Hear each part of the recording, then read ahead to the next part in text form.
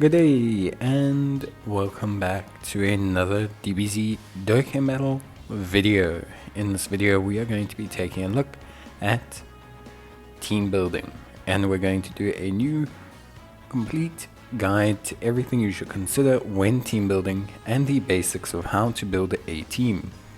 So let's start with the very foundations of team building, and that is the leader skill. Now, team building has changed quite substantially over the last couple of years. We have the ability to make multiple teams now, and far more teams than we ever have before. We have units that have double lead skills, 200% lead skills that cover 2 or 3 different categories. So it's very much a much more complex and intricate process, team building, than it's ever been before. You have so many different factors you can weigh in, but the number one factor, the most important factor, is always and will always be leader skill. So basically the simplest premise to put here is, do your units fit under the leader skill? And what I mean by that is, let's say for example we are building a hybrid Saiyans team and we have a hybrid Saiyans leader. You could have a physical type leader, you can have all different types of lead skills, but the unit you place in the first slot is your leader. So if we use Ultimate Gohan here, and he has a hybrid Saiyans lead skill, we want to ensure that every other unit we choose here fits under that lead. So whether they're a superhero or a hybrid Saiyans, we want to make sure that they fit under the main part of that lead. Now it's a bit more complicated with 200% leader skills, and it is important to try and get units that fit under both requirements of a 200% leader skill. The reason for this is quite straightforward, but it produces quite a sizable boost in stats. Now if you want to know a bit more about that, I have an advanced tutorial about it, which I'll leave linked in the top right hand corner. So it's important to first understand what are leader skills. Leader skills are basically the first multiplier that will apply to your team when they enter the battlefield. So if, for example, Gohan has a 170% leader skill and the friend Gohan has 170% leader skill, all our units will be multiplied by 340%. So that's how it works. They basically get slapped together and they multiply your unit's stats. So it's a very, very important factor. So we're going to use the Earth-bred fighters as the demonstration category for this. So while we're building the Earth-bred fighters team, we notice that Goku's leader skill encompasses multiple categories. Goku covers the Earth-bred fighters, powerful comeback, the Battle of Fate, and the World Tournament categories.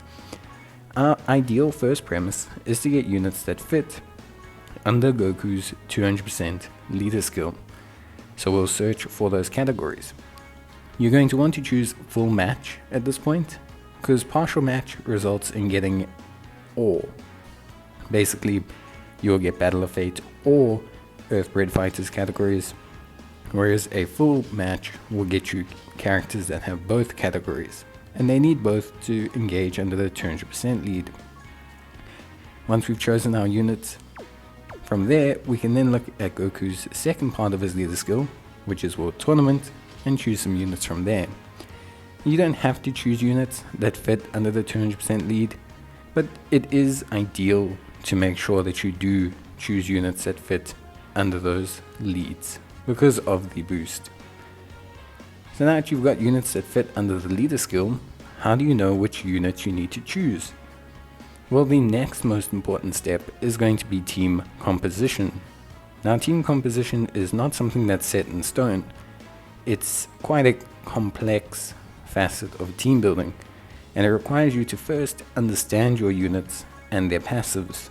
So before you ever add any unit to a team, I suggest you read their passives and understand exactly how they work before you consider introducing them into the team. When I talk about team composition, I like to break units down into 3 different types of units. The first type of unit is a support/floating unit. Now these don't always have to be support based units. These can sometimes be very powerful units, but these are units that I'm comfortable with floating basically on any rotation. I don't prioritize their links. I don't prioritize them having links. I make sure that they have the necessities to function. However, my main goal is that they are going to appear every other turn. They're not mainstay units or units I'm prioritizing when I build the team. The next set of units are second slot units. Second slot units can also be floating units, but generally speaking, these are units that I want to keep on the rotation, but maybe not in the first slot. It's not to say that they're not strong defensively, it's just to say that they're units that usually A, benefit from being in the middle slot, which allows them to get the most links, or B, they are units that traditionally are stronger after super than they are before super, or at least substantially increase their power in this way. These type of units, I like to make sure that I have 2 of at any given time. These units generally are interchangeable with floaters. And then finally, the last unit are first slot units, or units that essentially are very tanky or defensive orientated. Again, just because they're tanky does not mean they can't do damage, but generally it means I try to keep these units on rotation at all times. If that's in the first slot or the second slot, it doesn't really matter, but it's to make sure that they are in every single turn that they can be. So I want them to be basically always on my rotation, either due to their defensive abilities, their healing, whatever utility they provide, but generally it's because they're units that can soak a large amount of damage. Now when I'm building my team, I like to prioritize having 2 of these tanky units. I then also like to prioritize having 2 second slot units that are interchangeable, and I like to prioritize having 2 floating units. So first we need to understand what is our leader. So before you build the rest of the team, you need to understand your leader. Now Goku is a great defensive unit, but I also like to run him as a floating unit due to his standby skill and his flexibility as a unit and his built-in ki. So because of that, I have free reign to kind of build this team however I want. So first thing I'm going to do is select my tanky components. These can be Piccolo and Carnival Goku, as these are units I want to keep on rotation at all times. The next unit I'll pick is the second slot Ultimate Gohan, and the second slot unit I'll pick is going to be AGL Gohan. Both of these units can rotate if need be, but generally speaking are units I also want to try and keep on rotation as much as possible. And finally, I'll look at a floater. An important thing to always consider when you're looking at a floater is what they provide. They need to be defensively sound in the final slot, either through evasion or defense after super, and if they're providing support capabilities like Pan or like Master Roshi, you need to ascertain how often that support capability is being utilized. What's the uptime, essentially? For example, running Pan on this team, Pan supports superheroes and Bond of Master and Disciple, and Bond of Parent and Child, which covers the rest of the units on this team quite well. Whereas if I switch in Master Roshi is more defensively sound than Pan, but his support skill only applies to Goku. Now it's not to say I can't run Master Roshi. If I don't have Pan, I can run Master Roshi, or maybe I just feel like Master Roshi is better suited to the event. But it's an important factor to consider. What levels of support are these units providing to the rest of the team? And again, it comes down to understanding your units and their passives. So now we've built our team, and you can see that I have 2 tanky rotations, 2 tanky units in the form of Tech Carnival Goku and Piccolo, and I also have 2 very good, very strong second slot units in the form of Beast Gohan and Super Saiyan 2 Gohan. I have a good floater in the form of Pan, and I have Goku, who's kind of a pseudo switch unit, who can be first slot if needed, or alternatively in the third slot, or even in the second. It doesn't really matter. It's good to have this level of flexibility. Now obviously these are all very good units, and very good units tend to have a bit more flexibility than units that are not very good.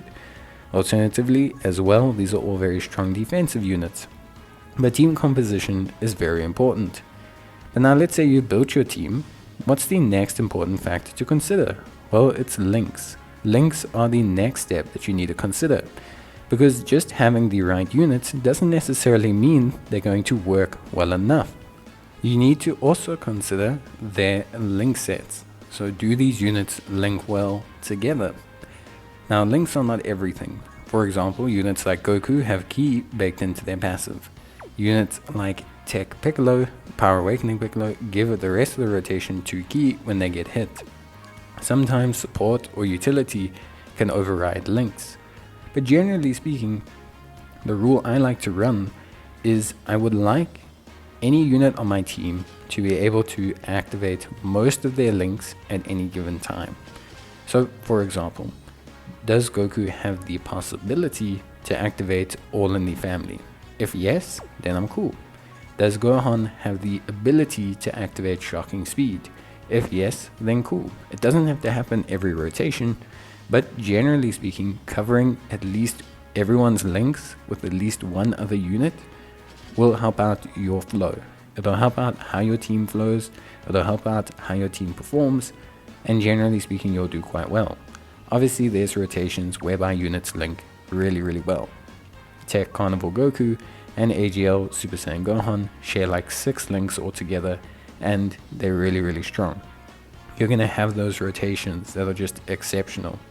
But generally speaking, if you cover your link at least once with another unit on the team, you should be in a very good position. Now let's look at Earthbred Fighters, for example. You can go the super easy route and just kind of build into the DB Saga / World Tournament kind of functionality. And you will get most of these units sharing 3 links. If we look at the link composition, we can see there are some really big shared links between all of them, mainly being Guidance to the Dragon Balls and Incredible Adventure. And although this is a good team, this team functionally is not as good as the other Earthbred Fighters team, even though there are less common shared links between the units on those teams. And that's because the sheer power of the units that we selected, generally speaking, are stronger than the units we have under full linkage. A great example of this, for example, is units like Golden Frieza. Golden Frieza sometimes does not link very well with other Frieza or Wicked Bloodlines units, but he's so strong as a first slot defensive unit that you just kinda run him anyway, even though he doesn't have crucial links like Big Bad Bosses or Thirst for Conquest. You still run him because of how strong he is, and you compensate for his lack of linkage with your floating units. In the same way here, although Piccolo and Gohan don't share a lot of links, they do share 2 for attack. Piccolo will provide Ki to Gohan, and all of our floaters will provide some additional assistance to Gohan as well, which is what we want, basically. So to cut a long story short, it's super important to understand the premise that links are really crucial, but understanding your units is more crucial. But the number one thing in Dokkan is getting super attacks. So key links are always the top priority links. As mentioned before, although Gohan generates orbs from his passive by getting double Ki, he doesn't necessarily cover himself quite well. Now if we switch our floating Pan for a floating Piccolo, that means every second turn that Gohan's out, he will have some additional Ki, which maybe doesn't solve his problem entirely, but it is a viable solution and will make him run a little bit better. At the same token, Pan herself provides 2 Ki, so you also have to factor that in. So there's no real gain from running Piccolo over Pan, and the same can be said for Goku. It's important to understand the links are very good, but also you need to understand whether a unit is providing Ki or providing any form of support from their passive. It's here where things become quite crucial to team building. So you've composed your team of the units you want, you have the correct rotations or layouts or arrangements of units, you've also factored in their links. But what else can you factor in before you take on a stage? Well, what events are you taking on? For example, in Red Zone you commonly can't stun or seal enemies. However, in events like Super Battle Road or Extreme Super Battle Road, you can stun and seal enemies all the time. You can pretty much do it whenever you want. So it's important when you're building your team to consider these things. Units in Super Battle Road and Extreme Super Battle Road can also have their attack and defense lowered. For long form events like fighting Legend Vegeta and Goku, you may want to have units that stack defense. It's important to understand the event you're taking on, because this could alter your team slightly. Although most good team compositions will still be good in events in general, there are still certain things that you can always do to improve your team's performance, specifically in harder events. For example, SBR and ESBR, it's great to have units that debuff the opposition, units that seal, units that stun. All of these things are very crucial. They're all very helpful, and they all help the flow of the team, as well as helping you prevent from taking damage. So, measuring up your team, you may want to consider replacing a unit like Pan, although she does stun, but just say she didn't stun. You may want to consider replacing Pan with a unit that did stun. Or maybe you want to replace Tech Carnival Goku with Tech God Goku, because you know facing a movie boss's enemy, and Goku's seal and damage reduction is very important. So it's always important to factor in these things. It's a number one kind of consideration that you should do before you finalize your team. The next factor to consider is type attacks. For example, when you take on the Super 17 Red Zone, he nullifies Ki Blast based supers. So when you're building your team, you want to double check that you have physical or unarmed super attacks, or other, which is the last category. This is important because if you just bring Ki Blast units, you will literally never beat Super 17. You could infinitely fight Super 17 if you have stacking units that Ki Blast super. So it's important again to rather look at doing things like making sure you have the right super attacks to accommodate the event that you're taking on. These are all the final little adjustments that you can make when considering your team. And the final principle that I will say is typings and classes. So for example, when you're building a team, if you're taking on Omega Shenron is an extreme class unit, but he also has a int strength and a int phase. So maybe what I want to do is I want to prioritize taking strength, AGL and int units, as these units never have type disadvantage against him, whilst also being extreme typing, meaning I don't have any class disadvantage. I could also take physical type units due to the strength in the first two phases that can handle the second phase defensively. These are the final considerations to always put in before you finalize your team to take on a stage. And the number one rule is to use the units that you have fun with. As long as you do that, you will have a good time. That's it from me. See you next time. Bye.